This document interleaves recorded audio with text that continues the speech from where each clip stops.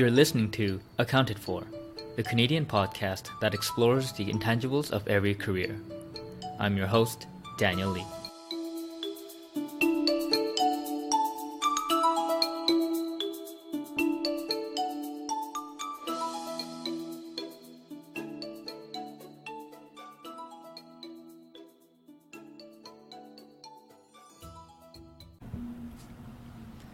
Hey folks, happy Wednesday. Today's guest is Anish Chopra. Anish is a managing director at Portfolio Management Corporation. That is a mouthful for a company's name, so we commonly will refer to it as PMC throughout the interview. And we actually go through Anish's 20-year career at TD Asset Management, where we go through the evolution of the money management business throughout that time, throughout his career. Not to mention, we also traverse into how he got his start, where he was an accountant, and we go into how he managed his way to go into the buy side, and also the transition from leaving one of the biggest asset management firms in Canada into a much smaller boutique that has under 10 people, and the mindset around that, and as well as the operational duties that differ from those two different firms.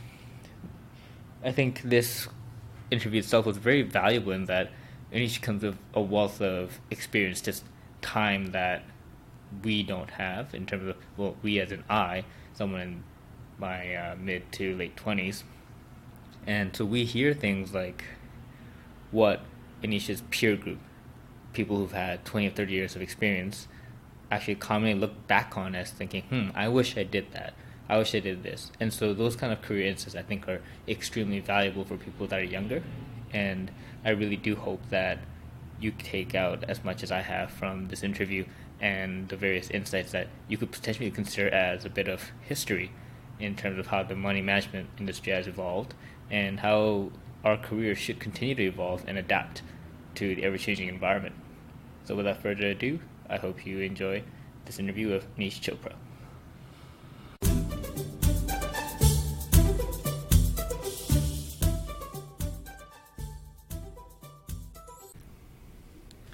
All right. Hi, everyone. Welcome to Accounted For. Today on the podcast, we have Anish Chopra. Anish is the managing director of Portfolio Management Corporation, and previously he's had a very long, I would say close to a 20-year career at TD Asset Management. And so, Anish, thank you for coming on to our podcast. If you could kind of maybe start off by explaining to the audience what Portfolio Management Corporation is, just to give them a little understanding of what you do. Sure, it's great to be here, Daniel.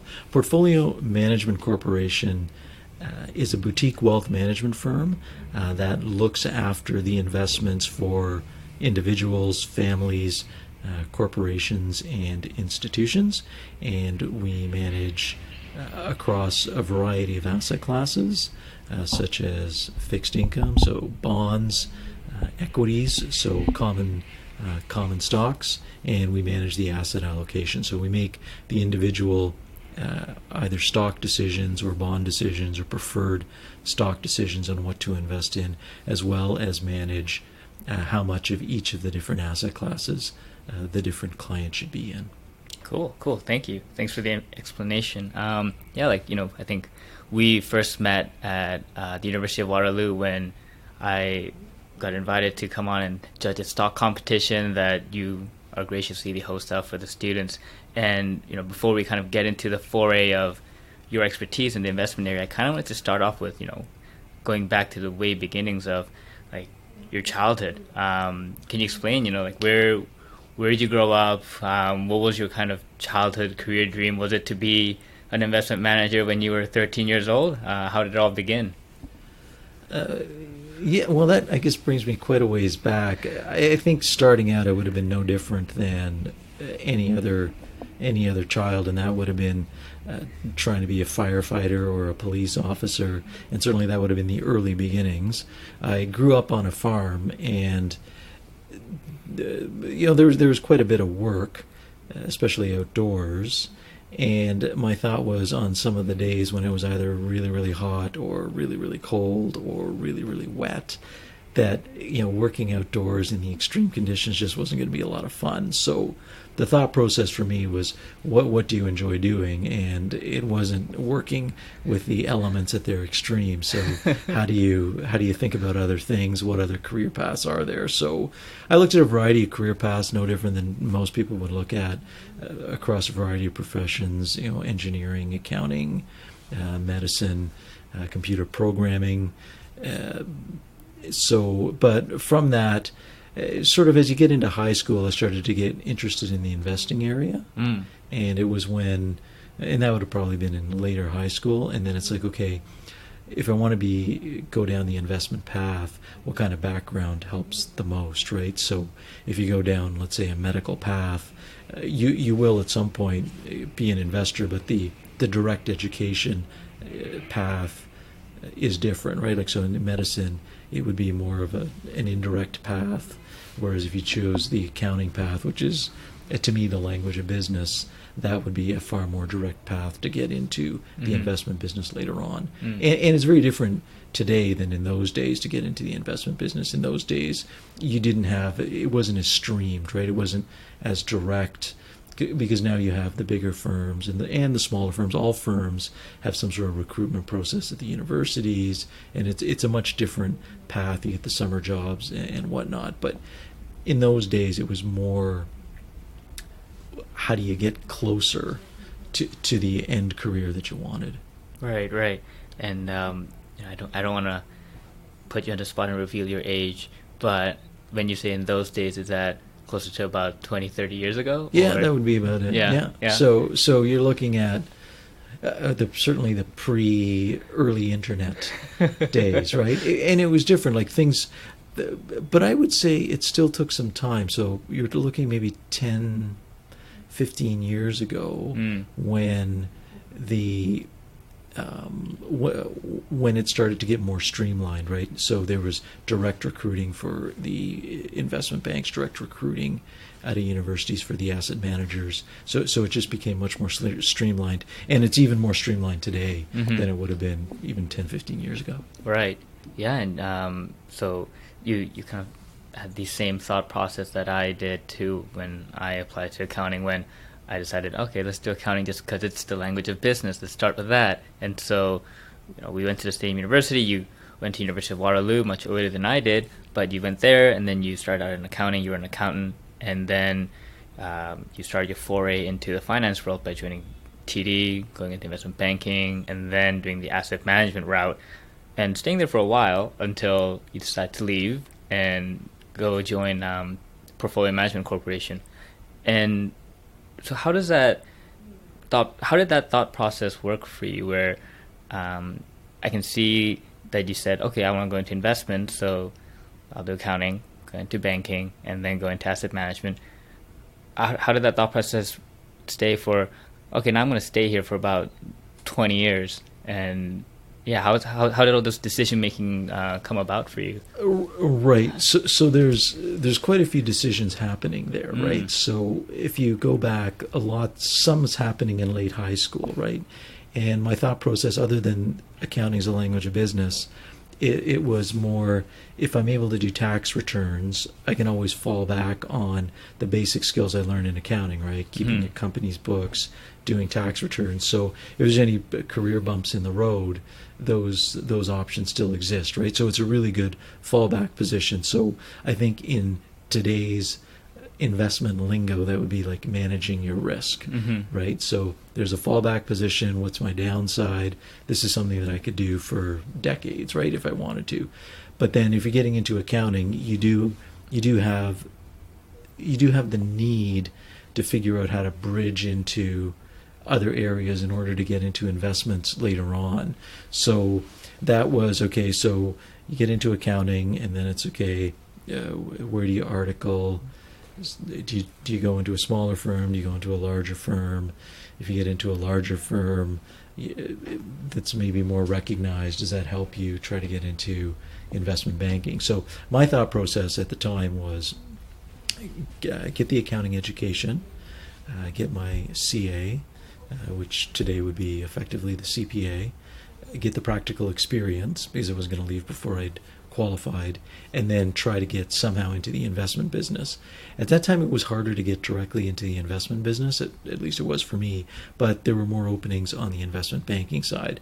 So my thought process at the time was, if I can get closer to investments, and investment banking has, the word investment in it, but it's different. Right. But it's closer than the accounting business was, right? So if I can get into the investment banking business, then it broadens my horizons. I get numbers from a different angle. So from the accounting, audit, tax perspective is one thing. From the business viewpoint of a buyer and seller of a business, that'd be on the investment banking side, or somebody who needs to raise capital.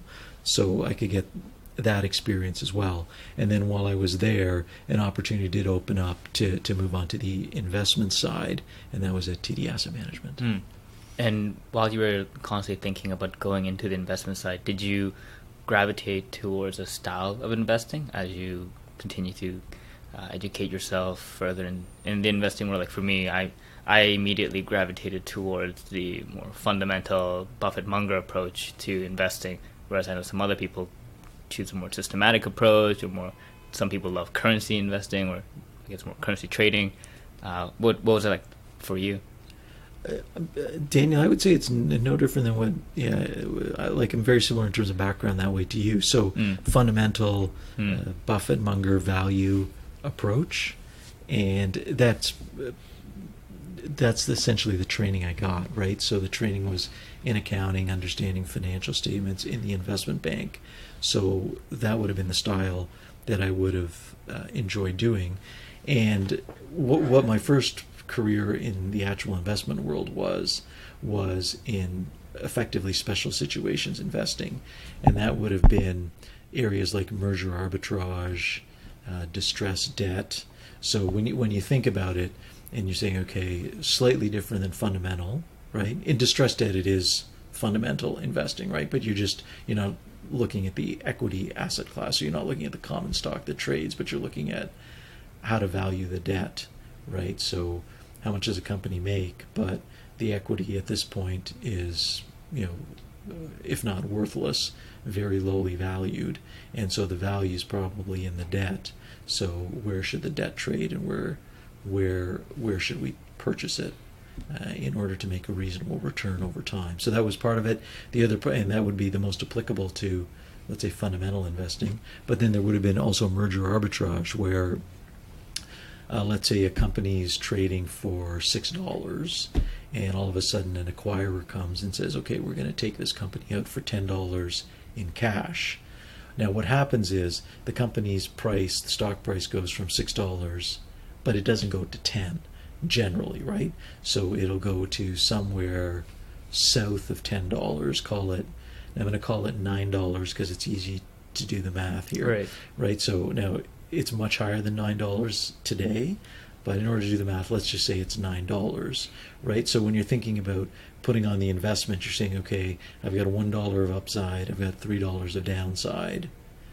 Should I do the investment?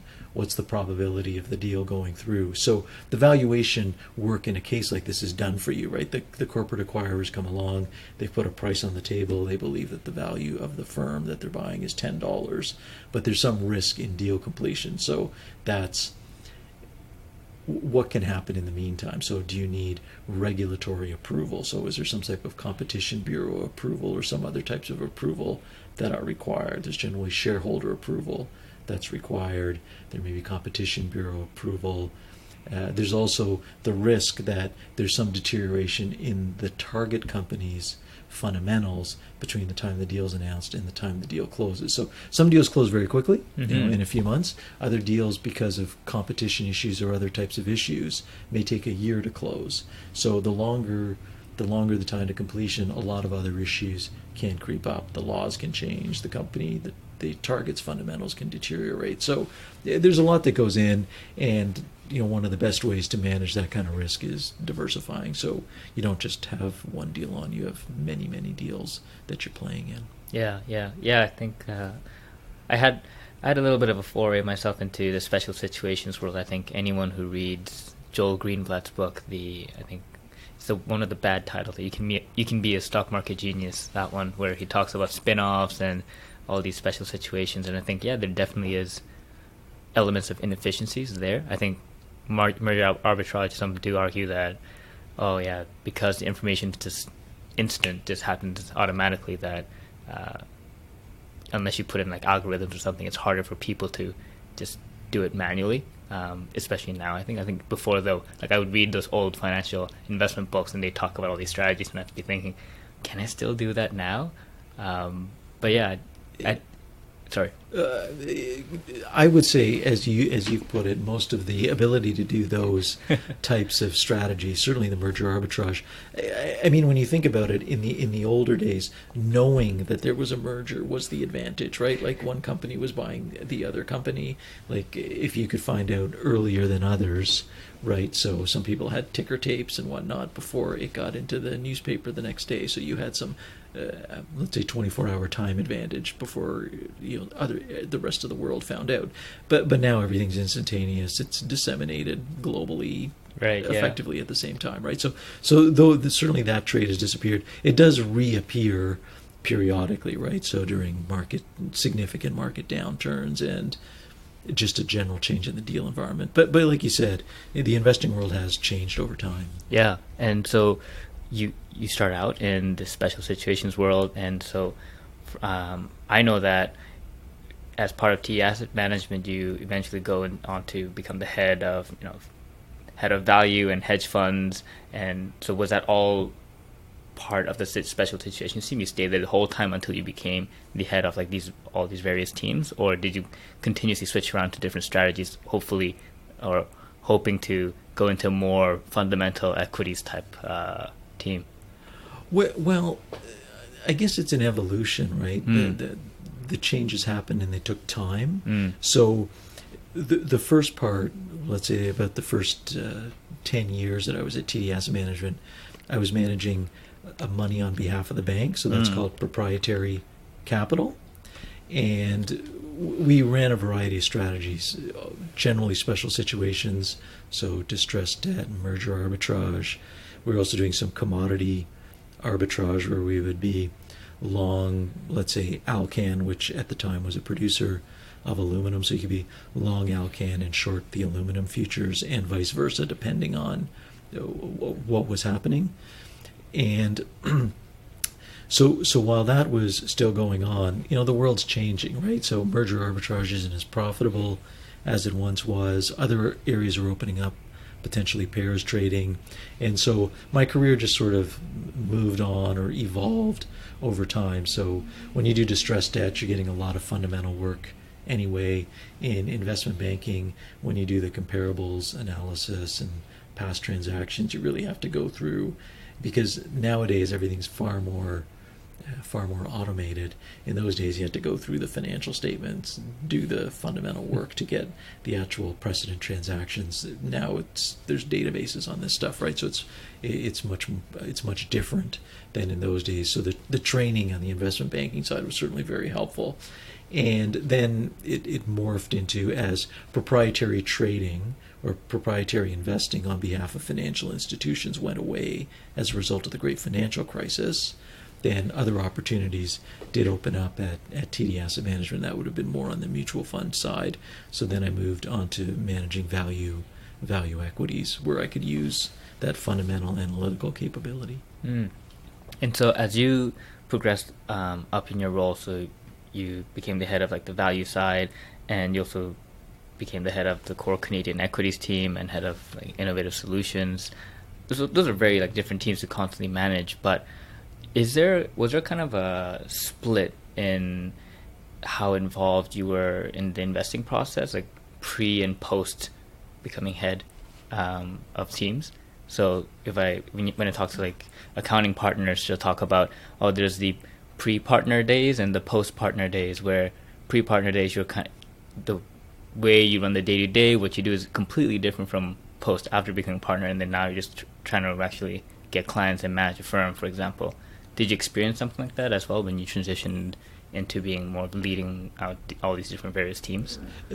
For sure. So when you're on the proprietary investing side, the client is effectively the bank, right? So you have one client, and then when you go to manage mutual funds, you have many clients, right? And then when you go to manage many different mandates, they can be institutional mandates or high net worth mandates or mutual fund mandates. Now you've got different types of clients that you have to manage. So as you move to different areas and different parts of the role in the investing world, it does change. So when you're on the proprietary side, a lot of time is just spent analytically, right? So how do you analyze the investment? How do you weigh the risk reward? How do you diversify the portfolio? But then when you move to have a different set of clients, the teams are much bigger, right? So there's delegation of duties. What you do changes. You meet more with clients than I had in the past, right? You have more support on the analytical side in the investment function. So you have teams of people that work with you, analysts and associates, that help you out on the investment side. But you also have help when you're also managing clients. So, and then there's the whole people management function as well, right? So you're managing a team of people. There's the investment side. There's the client side. So a lot more things are happening. And did you find yourself gravitating towards more of a certain kind of work? So I know, for example, in my previous role at Moore, some analysts just don't want to deal with clients, or they don't want to deal with the people side as much. They just want to invest. You just want to analyze companies. That's all you want to do. And so they'll just focus on that. But for you, because you're leading a team and you might have to dip your hand into a lot of different things, did you still find yourself gravitating towards, I want to spend a little more time in this other area?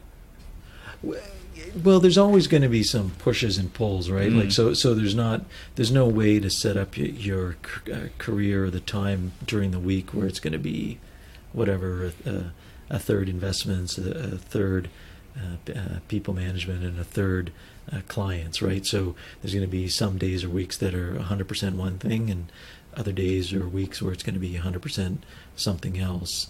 But to me, I really enjoyed all the different aspects, right? So there's skills to develop on all things. So if you look at, let's say, people management, if you're good at helping people build their skills, training, it helps in other things, right? So you take that and you spend a lot of time, let's say, managing people. You can take that skill, and when you go back to the investing world, how do you assess talent that's running some company, right? So it certainly coexists nicely with the ability to enhance your investment skills, right? Meeting clients, understanding what they're after, because what happens in the investment world, as you know very well, is that evolution takes place, right? Like there's products evolve, what's available evolves. So ETFs, which are very prevalent today, would have been pretty much nowhere a decade ago, right? Certainly compared to the growth that they've had over the last 5 to 10 years. So how do you use that, and how do clients think about what parts of their own portfolio they can manage, right? So if they they say, okay, we can manage this in-house, but we need some help here, right? And the reason we can manage more in-house is because of the technological developments that have taken place, such as ETFs, or if you look back far enough, options trading wasn't anywhere if you go back 50 or 60 years ago. But then when you get the options exchanges that come along, right, that's helpful, because now you've got a clearing, an ability to clear, and you have both sides of the trade, the buy and the sell side, going through an exchange.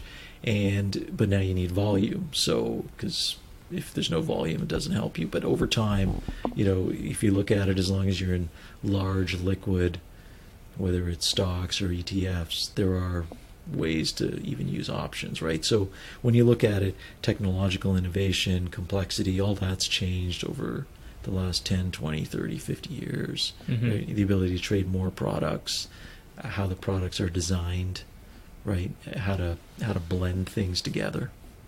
And so with that kind of evolution in financial products and the investing markets constantly changing, but how did that, I'm guessing more so that probably had a factor in you leaving TD to join a boutique investment management firm.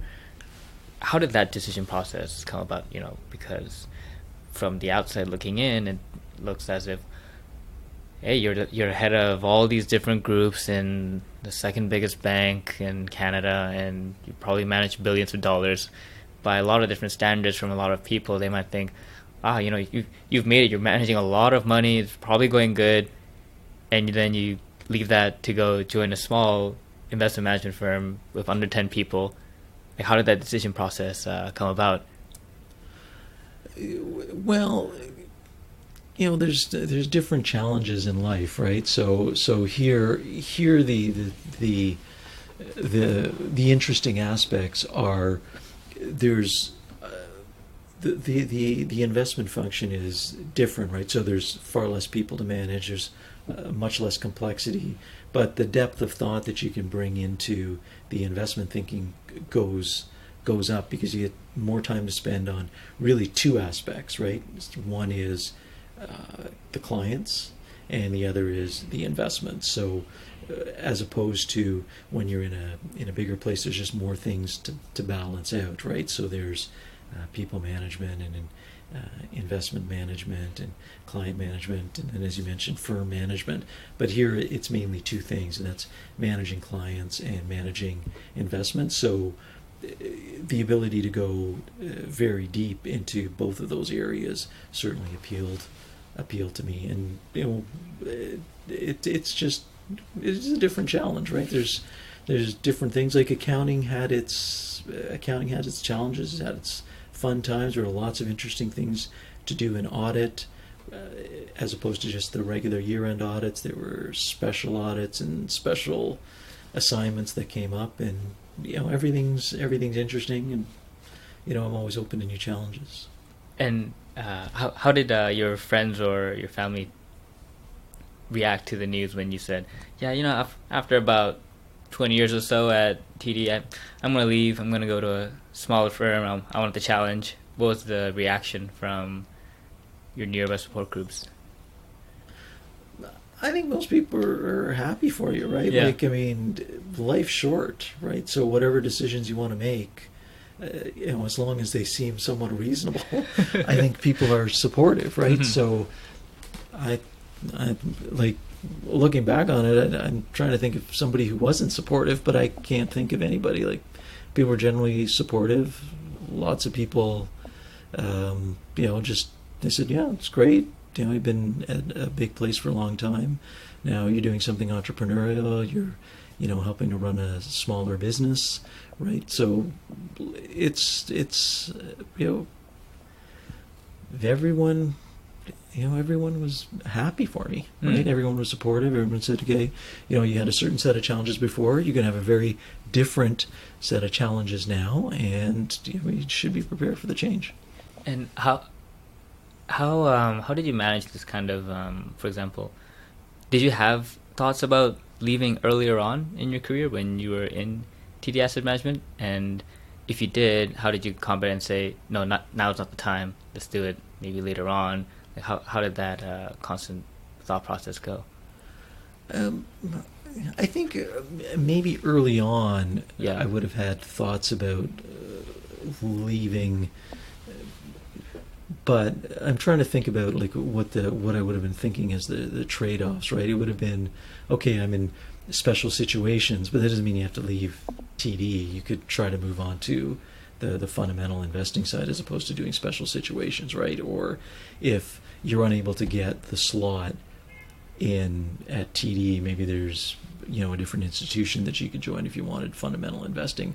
But that would have been really the thought would have been more, how do I get different experiences and broaden out my investment career, as opposed to trying to leave for some particular decision, right? So when I look back on it, I've got experience in derivatives and experience in fixed income and special situations and shorting and long only. So I've got a broad set of investment skills. Like, we've looked at commodities and futures and currencies and a lot of different things. So I'm very appreciative to be able to have had that kind of career. And I think when you go down, if you look at how do you manage currency or how do you manage derivatives? I mean, a lot of it gets down to, okay, what's the risk reward? Like a lot of the same fundamental principles, whether you're looking at long only fundamental investing or you're looking at shorting stocks or you're looking at different investment areas, you do have, at least to me, a lot of the same principles still apply, right? Mm-hmm. I mean, you have to learn the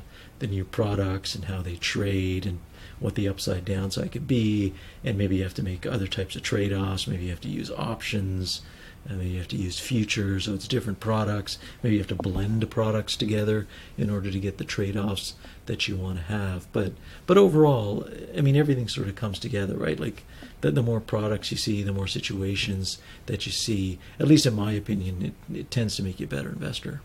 Yeah, and so now when we talk about, when we start exploring your role right now as a managing director of PMC, how does your, I guess, mandate look? Are you managing one portfolio where you're in charge of everything from fixed income, currency, equities, and all these different strategies, however you see fit, or are you just specializing in one area?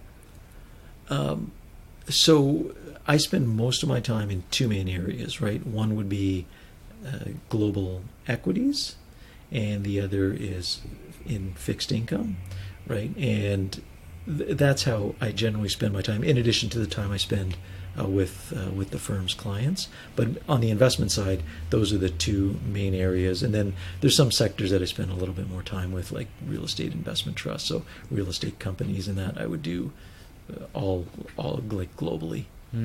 Okay. And so if we were to look at your let's say a month worth of activities as looking at like a company's operations, and if you could segment it by the percentage of time you would spend, how would it look? So for example, when I was an investor, I would say, okay, about 20% of my time is meeting with company management, about 40-50% is just sitting down, reading reports, reading research, and then another maybe 20-30% is actually in team meetings or talking with team members, sharing ideas, etc. So that's how maybe I would segmentize my activities. How would yours look? I wouldn't say that they're that much different. Like certainly, if you're breaking it down on the investment side of things, that split seems reasonable to me. Now, I would have also a split where it's part investment, part client, right? So there would be that split. But on the investment side, that's pretty much the split that I would have,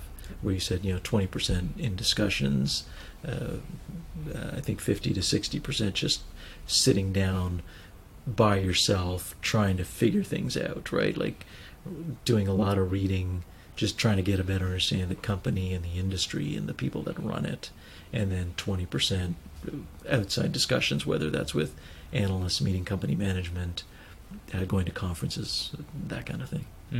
And so if we looked at then the layer above between investment and client, how would that split look in terms of time spent? That's always a tough one, right? So it really depends on the day or the week or the month, right? So sometimes I would say it's 80-20 one way, and it can be 80-20 the other way, depending on the week, right? So sometimes you just get more people who want to visit, and sometimes you just get less. Like it's like, I try to, you try, like there's no perfect breakdown or perfect fraction of how you spend your time, but if you have to say it that way, like you try to even it out, so spend as much time with your clients as they would like to spend with you, right? And then spend the rest of the time on investments, and make sure that the companies, you're on top of your companies that you've invested in, you're on top of new opportunities, you're on top of changes in the market and whatnot. And in terms of when you were choosing to take on this role, I'm sure you had various expectations about, okay, you start imagining, okay, when I do this job, it's probably going to turn out like this. This is probably what I'm going to learn and experience. But I find that from my experience, the reality is also quite different too. You get a lot of different surprises, good and bad. And so for you, what were the big things that came on as surprises with differences in expectation versus reality?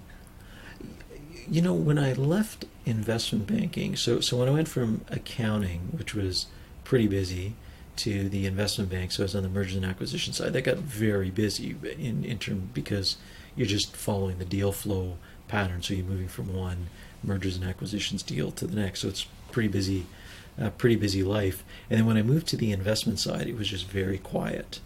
Right? You don't get as many emails. The phone doesn't ring. So that's the big adjustment, right?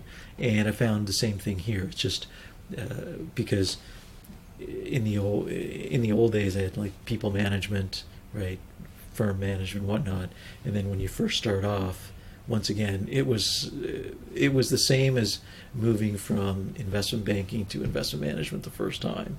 Like it's quiet, right, and you just have to learn to deal with solitude, which I don't mind, and you just you get to read a lot more about investing and what's going on in the world, and look at a wider array of things at the beginning, and then the pace changes over time, right? Like as you get clients, like instead of spending 100% of your time reading, it just changes. Right now you have client meetings, and so I would say that was the main. It's the adjustment factor when you go from one, like in any time you go from one role to another. Like sometimes it gets far busier, sometimes it gets less busy, and you just have to be able to make the adjustments. And what would you say or actually, would you say there are differences between how the bank mutual fund model was like compared to the model that you have right now at a boutique investment management firm, in terms of, let's say, how you handle with clients or your investing process itself? And if there are differences, what kind of differences kind of pop out? Well, I would say that the major difference here is that each portfolio is unique to the client. So you also get that on the bank side. But let's say when you run a mutual fund, right? I mean, that's just one big portfolio, and there's lots of different clients. So each of the different clients are actually sharing one portfolio. Now, they have the option to mix their holding of one fund with another fund, and they're doing whatever they want to do. But the one portfolio or the one mutual fund is shared amongst them. Here it's just different. Like depending on what a client's risk tolerance is, they'll have a different, let's say, equity weighting versus another client, right? And part of it's age dependent, part of it's risk tolerance levels, and stage of life, and other events that are happening in their life, right? So, but I would say that when I look at one of the bigger differences, certainly very tailored and unique to the client, is how the portfolios are structured. Now, that also happened on the bank side, but it depends on which of the different mandates you're looking at, right? Right.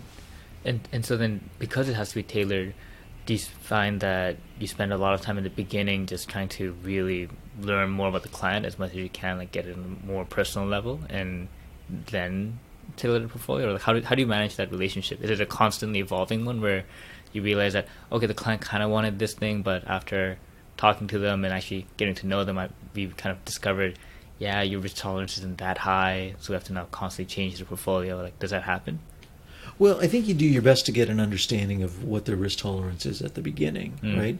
But risk tolerances do change, right? So if you have, if you start a family, your risk tolerance may change, right? So your risk tolerance changes depending on your job. So if you decide to take a couple of years off, your risk tolerance would change, right? It would go from maybe seeking growth in your portfolio to, listen, I can't take the downside as much because for 2 years I'm not going to be earning any income, and then I'm not sure what kind of income I'm going to have when I come back. So there's always changing circumstances, and they can happen to any one client or any group of clients. So there's lots of things to manage. There's very rarely the one client who has is stable throughout a very long period of time. There's always client specific issues that happen, or their preferences just change over time, right? And as investors, I find that looking at your career is as an investment is one way where some I know, for example, one particular person, that person was in finance, and when that person looked at the competitive landscape in finance, they didn't like what they saw, and they said, you know what, I don't want to do this. I'm going to go be a software engineer. So they became a software engineer. And for you, when you look at the job that you're doing and the industry that we're in terms of the asset management industry, what is the competitive landscape like for a boutique investment management fund? Well, there's always spots for different firms, right? And it depends on where you define the area that where you want to fit in. So when you think about how some of the bank-run asset managers, they have a distribution model, right? A lot comes through their branches, but they also have a lot of institutions. But there's lots of these smaller boutique managers. There's some that specialize in value, or some that specialize on only international equities, and some that may specialize in small cap. So to me, the marketplace is always evolving.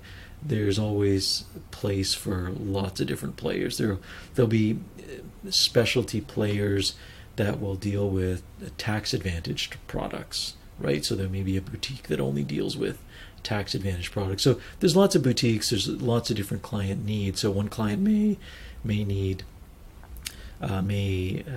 use one provider for one thing, but then say, okay, for tax advantage products, I'm going to go to provider XYZ for something like that, right? So there's lots of different specialty areas that are in the marketplace, right? And then some people prefer a smaller firm to a bigger firm. Some people prefer a bigger firm to a smaller firm, and there's just lots of crosswinds that are happening as people make their decisions and that exist in the marketplace. Mm-hmm.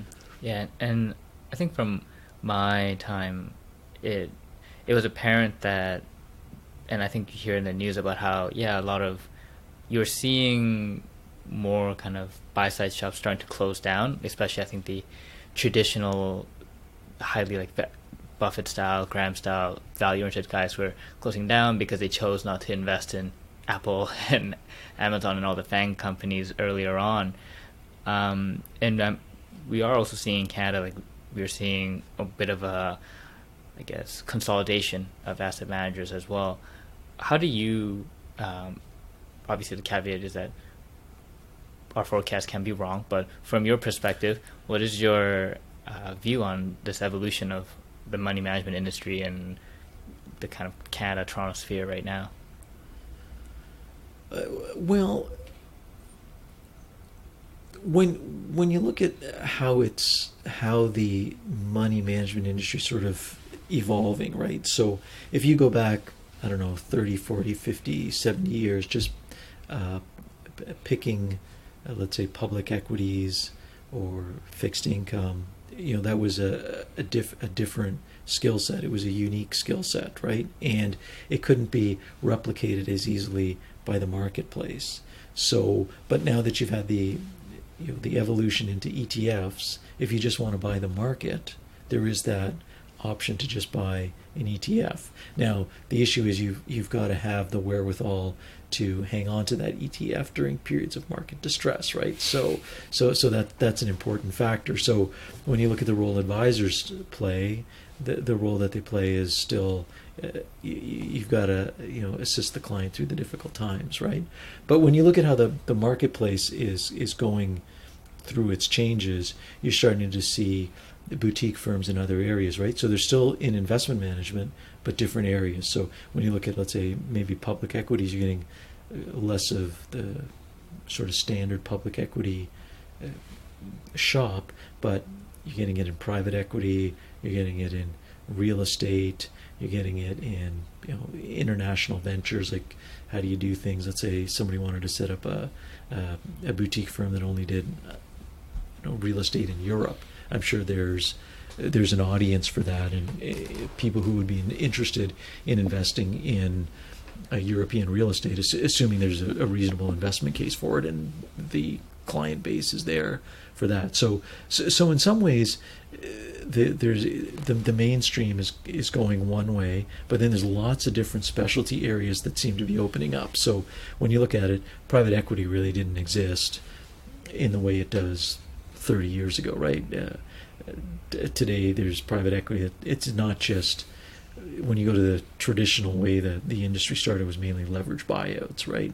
And you don't hear as much about that. Certainly the private equity firms can add the leverage, as can other players, but now it's about how do you improve the operations, and what other things can you bring to the table? Can you merge with other entities? Do you take it public so you get the currency up and then merge with other private entities? There's lots of different things that are happening. So, but when you look at the marketplace on the investment side, it's really, there are lots of places for specialty and boutique firms. It's just that the nature of what some of the boutique firms, the nature of what they do, is changing.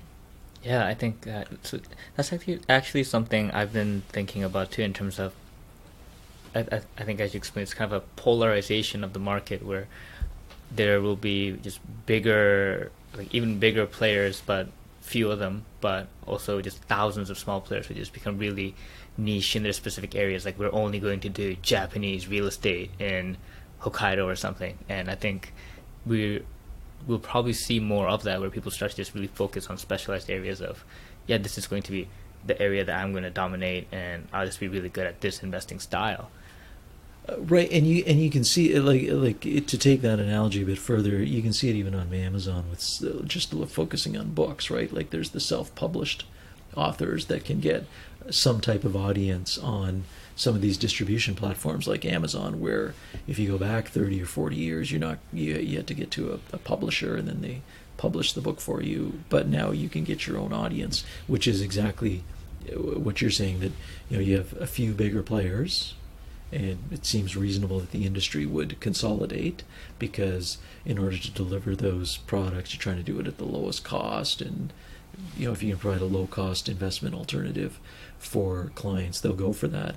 Having said that, there's also going to be a need for the specialty areas, and the specialty areas seem to be more and more. So, like you said, if they're buying real estate in certain areas of Japan, I certainly don't have the specialty for that. But if the investment case was there, that you can make decent upside, don't take much downside, I'm sure there'd be an audience for that in Canada or the US or Europe or Japan itself, right? Mm-hmm. So it seems like a reasonable way for the industry to evolve. But like you said, it's hard to know, right? You're predicting the future, right? You can always have 100% forecasting accuracy at predicting the past. The future is just a lot more difficult to do, and it's a lot more important to be able to do that. But you need a big margin of error here, because it's near impossible to do, right? Like to predict how changes take place, right? Yeah, definitely. And if we kind of shift gears to, we kind of talked about the evolution of the markets. If we were to talk about the evolution of your career, and as you said, we can forecast the past with 100% accuracy. So if you look back at your past, what were the, common mistakes that you felt that you or your kind of colleagues or friends made in terms of their career? Like, when you look back in hindsight and you go, man, I can't believe I did that, or yeah, that was a big mistake that I did learn from. What were the big common ones that really stuck out? One of them that would have stuck out, if I had to talk to people in my peer group, would have been not taking enough risk early on in their careers. So going to safer careers earlier on, and then not taking risk on, right? So should you have started your own business when you were 25, right? Because you can start your own business at 75. It's just probably not you have to have the energy and a decent time horizon and the interest and whatnot to be able to do that. But I would say, if I had to look back on it and say, okay, in my peer group, what would be the most common what would be the most common thing that they would look back on and say that they would have liked to have changed would have been taking on more career risk earlier on. Like, so starting your own business or moving to a different country to do business or for a different job, stuff like that. Mm-hmm. And I think some people, obviously there's two sides to this thought, but one side for that kind of taking the risk a little earlier on is some people say, oh, but you kind of want to get more experience, and I want to get more career capital, build that up before I start something. And I think that's where some people might get caught up in that wheel of constantly saying, do I have enough experience? Maybe not. I'll stay a little longer. I'll get a little more experience. And then they eventually miss the boat at certain times where they say, now I just don't have enough energy, or I just feel that I'm just too deep and I can't take that risk anymore.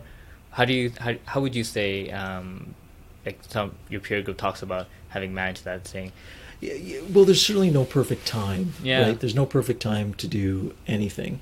And if we go back to the 100% accuracy of forecasting the past, right, certainly when you look back on it, you can say, oh, I should have done this, I should have done that. But that's looking back. But if you can look forward, you do have all those concerns. Okay, so I go to a foreign country, but what happens if I want to come back, right? How do I get a job back here? Maybe they have family commitments. Are my skills transferable after 1 year? It's probably easier. After 3 years, it starts to get, harder. After 10 years, right? Like, at the same time, your home base is changing and the requirements are changing, but whatever you're doing in a different country may be changing, right? So there's lots of different, as you point out, it may not be as easy a decision. It's easy to look back and say, I should have done this, but, there's many paths and you don't know, looking back on it, what the right answer would have been. It could have been a disaster, mm-hmm. right? So I think it's completely normal for somebody looking forward to say, yeah, I'd prefer a bit more experience, but then life gets in the way, right? Like, who knows what happens? You get down a certain career track, because a lot of things are path dependent, right? Like, you get down certain paths. What happens if you said, I always wanted to be an investment manager, but your promotions are coming very, very quickly in the accounting firm, right? So you're jumping levels very quickly in the accounting firm. So now you're on that path and you get pretty path dependent, and pretty soon you wake up and you're 38 years old going, wow, I always wanted to be an investment manager, but now I'm a partner at an accounting firm, right? So how do you, like there's lots going on, life's getting in the way, decisions, everything's messy, right? So there's no, you're going to have to make trade-offs in life, and you may not always make the right trade-off. So you just try to do the best you can and not be that hard on yourself.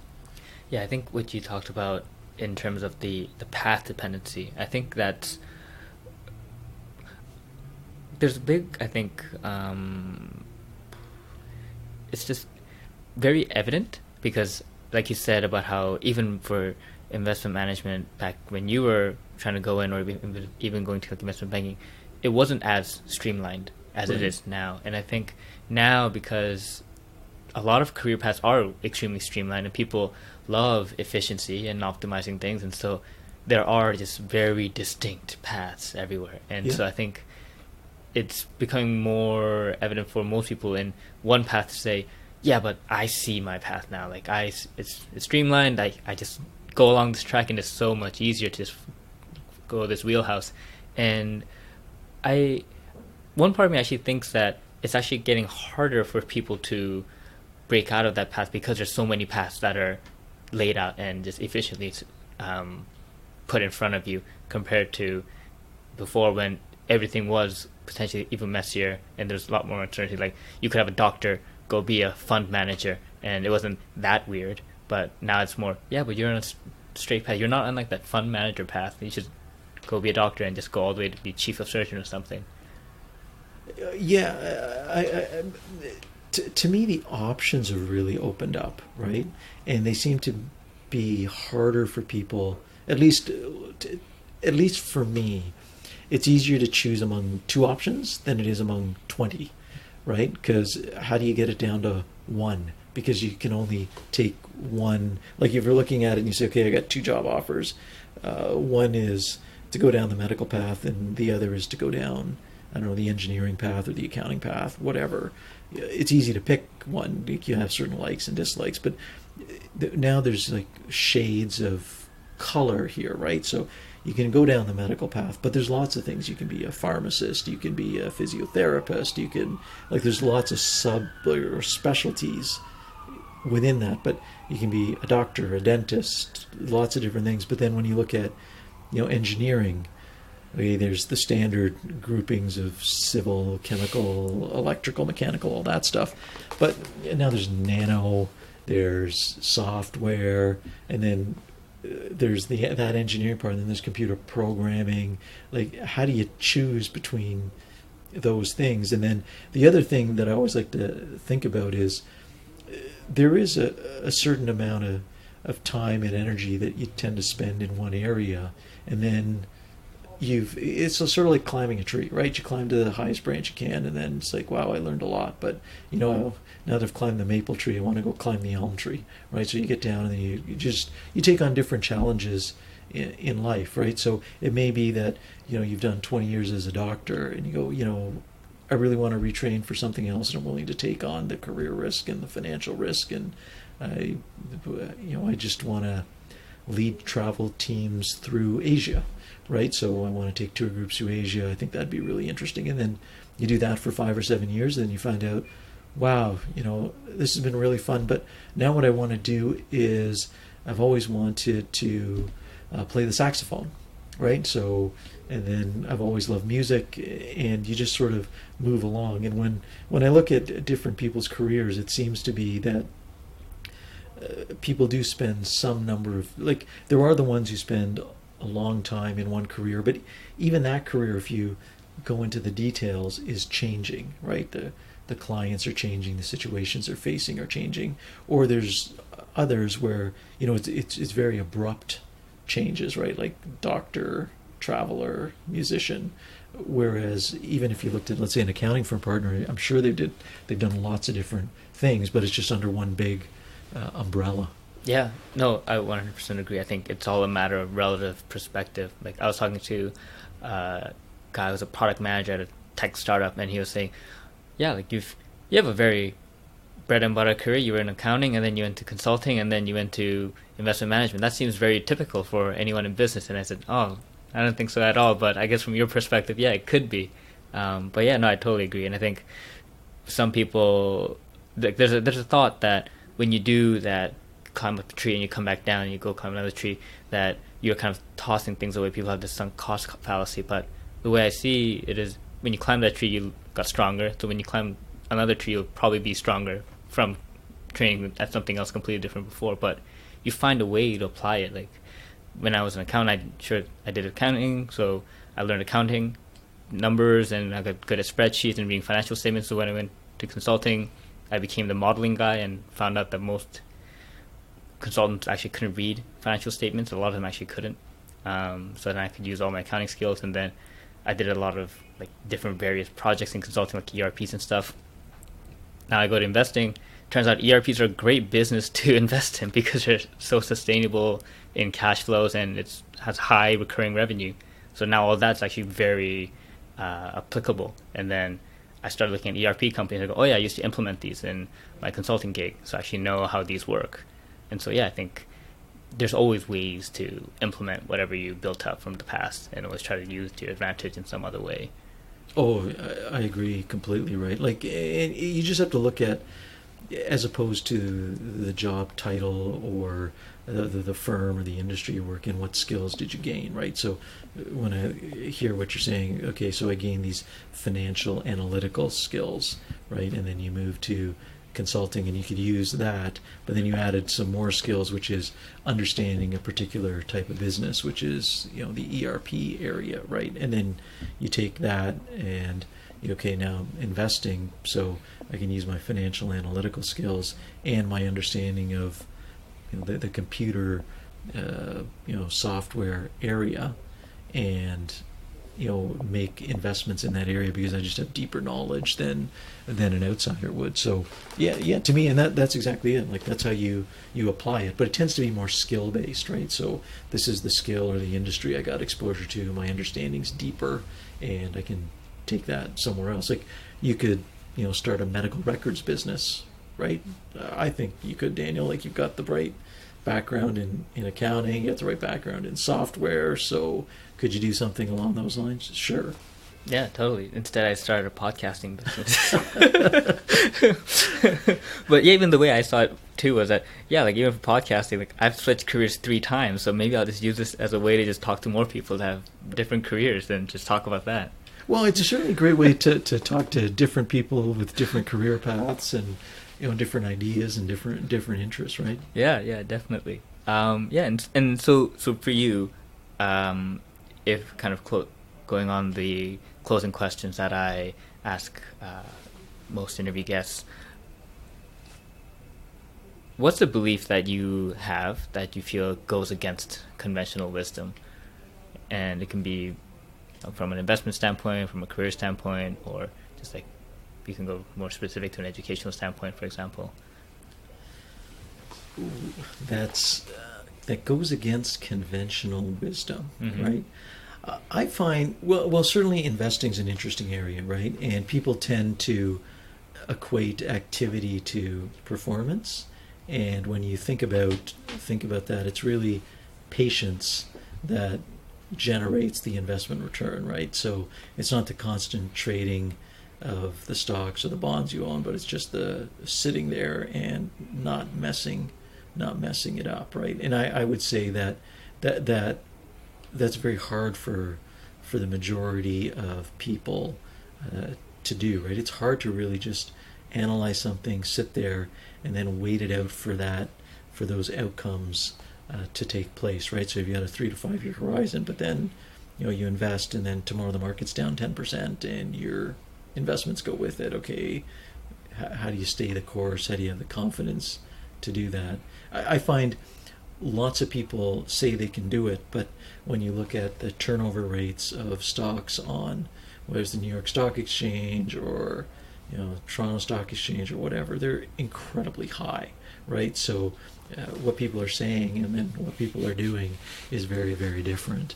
So I would say in that case, actions speak louder than words. So it's really how do you stay how do you have the discipline to hold through your positions? So that would be one.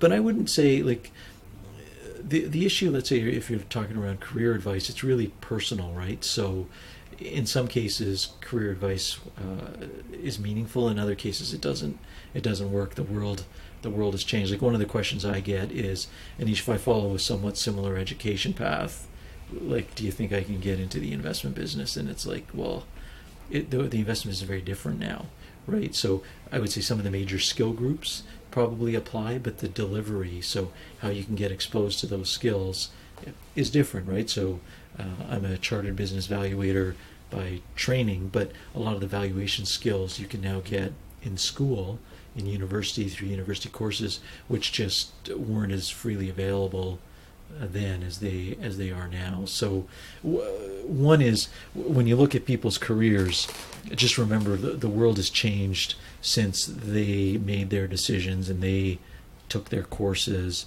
and they followed their career paths. Like a lot of those doors have closed or don't exist anymore. So it's really important career-wise when you hear advice, just to make sure that reality still exists today, because it's changing, and it's changing quite rapidly. Like when you look at where the opportunities seem to be, it seems to be in some type of blend of like fundamental knowledge and having programming skills or quantitative skills. Like it seems to be some blend of that.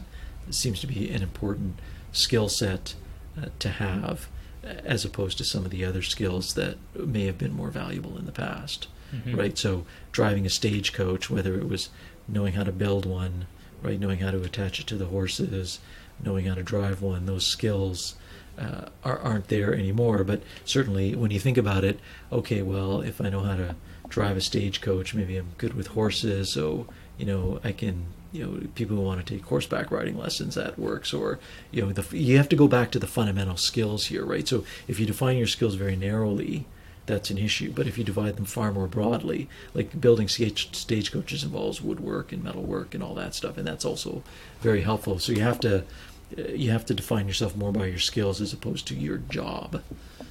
Because that's how, like, certain jobs that existed 50, 100 years ago are gone, but some of the skills are still here. Mm-hmm. Oh, that's excellent. That's an excellent point of view. That I also 100% agree with as well. And so let's say your 20-year-old self, so yourself, try to imagine back in third year university, Yeah. is looking at you right now, what you've accomplished, the life you lead, and what do you think the emotional reaction would be from that 20-year-old self? Would it be surprise, or just really happy for you that, okay, I'm really happy where you ended up, or would it be something more that's exactly what I expected? What do you think the emotional reaction would be? So I grew up on a farm. So to come from there to here, if I had to go back and talk to the 20-year-old self, I think it would be surprise, right? But it's hard to go back to the 20-year-old self, right? But I think when people look back at success, if you accomplished what you wanted to accomplish when you were 10 years old or 12 years old, that's probably, because otherwise a lot of things get clouded, right? So did you accomplish what you wanted to? Are you happy? How stressful a life do you lead? As opposed to, if I look at my 20-year-old self, it would have been, okay, what accomplishments have I had? Where did I get to? All that stuff. I don't even look at that anymore. It's okay, so do I enjoy what I do? Right? So yes, right? Do I have a job where I enjoy the people I interact with? Yes, right? And do I, is my life fun enough and it's got enough stress and not enough stress so it's well balanced? Yes. Now that would be the judgments I would put forth today, as opposed to the 20-year-old self would be very goal driven, at least my 20-year-old self, right? But when you look at, if you go back even younger, you don't really think like that. It's more okay, to have fun. Did I have fun with playing with my friends? Did I get a chance to play soccer? Or were the activities that I did fun, right? Were the people I hung around with and played soccer with or whatever fun? Did I have enough time to play soccer and read my books and do whatever fun? I would say I go back more to those qualitative thoughts as opposed to, I just found that, the teens and the 20s, it's much more accomplishment driven. And it seems to be getting more so today. When I certainly look at the resumes of people like yourself, certainly far more accomplished than I would have been at those dates. But so it would have been tough for somebody like me to compete against, you and your peer group, right? It's just different, right? How I grew up and whatnot. But if I looked at, am I happy and all that? Yes. But would the 20-year-old be surprised? I would assume so, right? Because the beginnings were modest. Mm-hmm.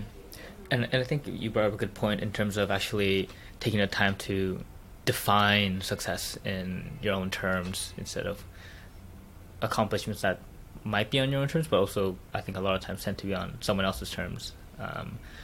So then would you say that if you were to give advice to that 20-year-old self that was extremely goal-oriented, would you advise on maybe defining success closer to the qualitative terms of what you're actually doing and the systems that 20-year-old self has in place? I would say more along those lines, right? Yeah. Now, whether 20-year-old self would listen, whether 20-year-old self would care, who knows, right? But I would try. Yeah. But I don't think 20-year-old self would listen. It's just the age you're at, the competitive level that you're at. Don't forget, you're still coming out of your teens, where peer influence is very important. So if your peer group is very driven, very ambitious, they're setting, okay, I want these goals, these goals, these goals. I think it's hard not to get caught up in it. So to me, you're going to get caught up in it. But can you try to pull away and, sort of have two selves, right? Okay, your second self is, outside of your body and saying, okay, is this really what you wanted? Are you really happy? Do you really like working till 2 a.m? Do you really like doing Excel spreadsheets? Do you really like doing this, that?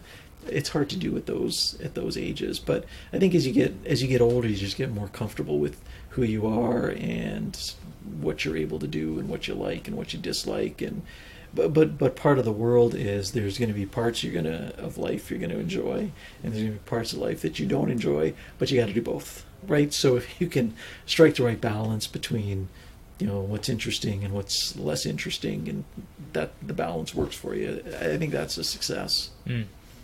Great. No, thank you. That was a really, I think, fun and insightful conversation. I really do hope our listeners got a lot of value out of that as well. So yeah, I just want to say thanks a lot, Anish, for coming on the podcast. And yeah, I hope you also had a fun time as well. Yeah, it was great. I really enjoyed the conversation. Thanks for having me, Daniel. All right, great.